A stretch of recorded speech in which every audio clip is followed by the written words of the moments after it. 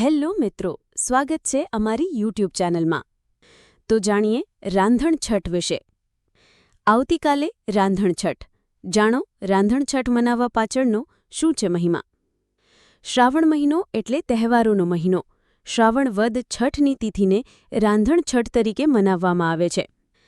આવતીકાલે ગુજરાતભરમાં રાંધણછઠનો તહેવાર મનાવવામાં આવશે. દર વર્ષની જેમ આ વર્ષે પણ લોકો રાંધણછઠ મનાવશે.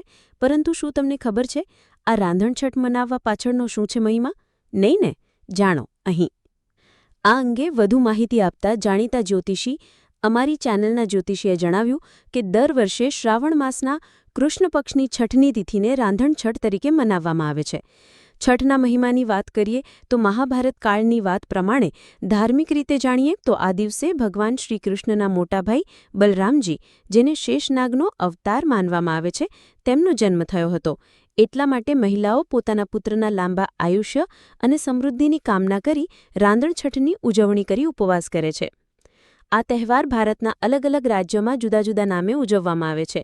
ગુજરાતમાં આને રાંધણછઠ તો ક્યાંક આ દિવસને હળછઠ, હળછઠ વ્રત, ચંદનછઠ, તીની છઠી, તીની છઠ, કમરછઠ અથવા ખમરછઠના નામથી પણ ઓળખવામાં આવે છે. હળછઠ અથવા રાંધણછઠના દિવસે મહિલાઓ પુત્રના હિસાબથી 6 મોટા માટીના વાસણમાં 5 અથવા 7 અનાજ અથવા મેવા ભરે છે. ગુજરાતમાં આ દિવસે રાંધણછઠનો તહેવાર મનાવવામાં આવે છે. રાંધણછઠના બીજા દિવસે શીતળા સાતમે શીતળા માતાની પૂજા કરવામાં આવે છે. અહીં સાતમના દિવસે ઘરમાં રસોઈ ન કરવાની પરંપરાનું પાલન કરવામાં આવે છે. એટલા માટે રાંધણછઠના દિવસે મહિલાઓ રાંધીને બીજા દિવસ માટેનું ભોજન તૈયાર કરી રાખે છે અને સાતમના દિવસે મંદિરમાં કથા સાંભળ્યા બાદ પહેલાથી તૈયાર કરેલ ઠંડુ ભોજન ગ્રહણ કરવામાં આવે છે. રાંધણછઠના દિવસે લોકો ઘરે ઘરે નવા નવા પકવાન અને વ્યંજન બનાવતા હોય છે.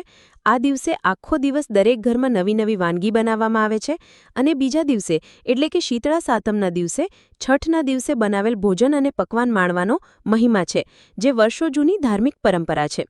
શીતળા સાતમના દિવસે શીતળા માતાની પૂજા કરી ઠંડા ભોજન આરોગવામાં આવે છે. તેના બીજા દિવસે એટલે કે શ્રાવણ વદ 8મે કાનુડાનો જન્મદિવસ એટલે કે જન્માષ્ટમીની ઉજવણી કરાય છે.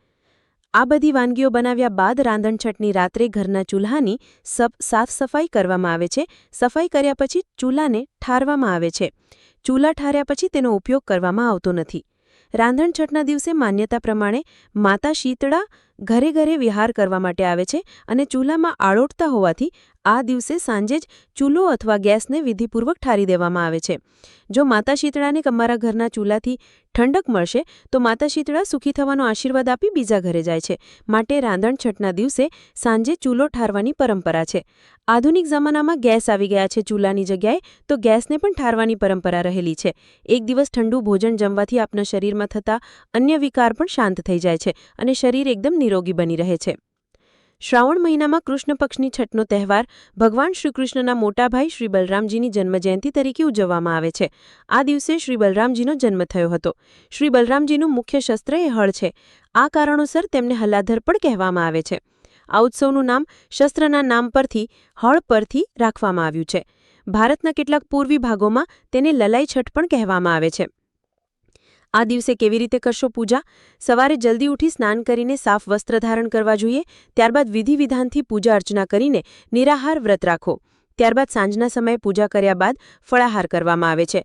માન્યતા છે કે આ વ્રત રાખવાથી સંતાનને લાંબુ આયુષ્ય અને ઐશ્વર્યની પ્રાપ્તિ થાય છે. આ વાતનું ધ્યાન રાખવું જરૂરી છે.